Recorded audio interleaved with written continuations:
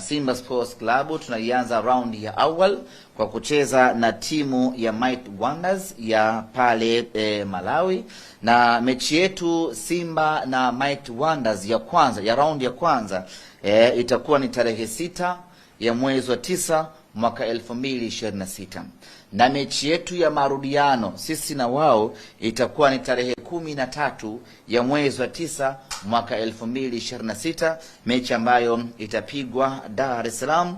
Uwanja tutakuja kuwatangazia hapo baadaye. Kikosi chetu kinataraji kuondoka tarehe 4 ya mwezi wa 9 mwaka huu 2026 kuelekea Malawi.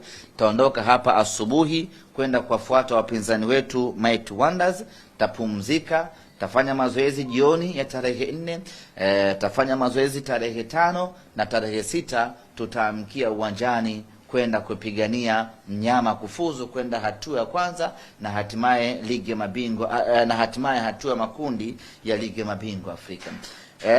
Tunakwenda kutarajia tena kwenye michuano ya kimataifa baada ya msimu jana kuwa na anguko baya kweli kweli.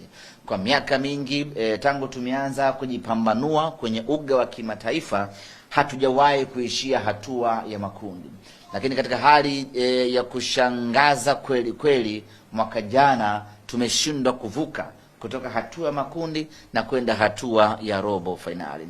Ilikuwa ni mwaka mzito kwa Simba Sports Club, ulikuwa ni mwaka mgumu kwa Simba Sports Club, na ulikuwa ni mwaka wa fedheha kweli kweli, timu kubwa aina ya Simba Sports Club kushindwa kuvuka hatua ya makundi na kwenda hatua ya robo finali.